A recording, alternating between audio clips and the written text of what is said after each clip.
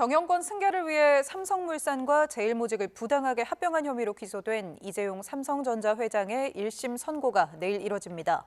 이 회장 측은 줄곧 혐의를 부인하고 있지만 앞서 대법원이 두 회사 합병을 두고 승계 작업의 일환이라고 적시해 선고 결과에 관심이 쏠리고 있습니다. 그동안의 재판 과정과 쟁점을 김철희 기자가 정리했습니다.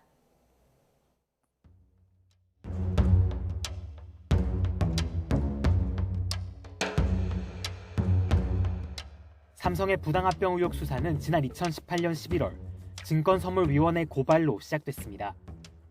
제일모직의 자회사 삼성바이오로직스에 분식회계 정황을 넘겨받은 검찰은 한 달 뒤 대대적인 압수수색에 나섰습니다.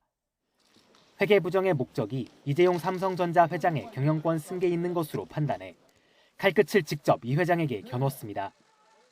하지만 이 회장이 구속을 피하고 검찰 수사심의위원회도 수사 중단과 불기소를 의결하는 등 과정은 순탄치 않았습니다.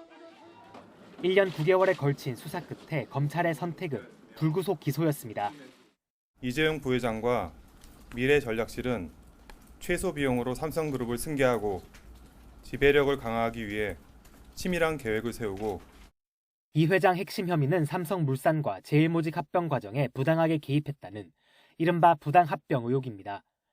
삼성물산 가치를 인위적으로 낮춰 주주들에게 손해를 끼치는 합병을 추진했고 그 대가로 이 회장은 그룹 지배력을 확보했다는 게 검찰 판단입니다.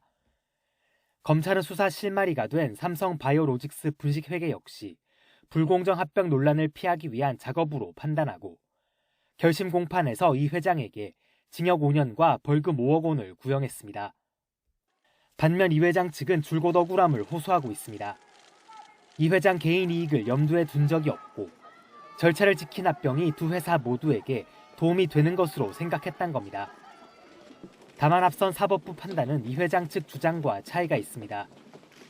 국정농단 사건 당시 대법원은 이 회장 경영권 승계 작업이 존재하고 이를 위해 부정한 청탁도 이뤄졌다고 못 박았고 최소 비용으로 삼성그룹 주요 계열사들인 삼성전자, 삼성생명에 대한 이재용의 지배권 강화라는 뚜렷한 목적을 갖고 이후 합병을 두고는 그룹 차원에서 조직적으로 이루어진 승계 작업의 일환이라고 적시하기도 했습니다. 합병 당시 삼성물산 지분을 보유하고 있던 엘리엇이 국제투자 분쟁에서 승소하기도 했는데 중재판정부는 두 회사 합병이 엘리엇을 비롯한 삼성물산 주주들 손해로 이어졌다는 점을 명확히 했습니다. 이와 별도로 사법농단 혐의로 기소된 임종원 전 법원행정처 차장의 1심 선고도 이 회장과 같은 시간 진행됩니다. 양승태 전 대법원장이 지난달 26일 1심에서 모든 혐의에 대해 무죄를 선고받은 가운데 당시 사법부 3인자인 임 전 차장에 대해 어떤 판단이 나올지 주목됩니다. YTN 김철입니다.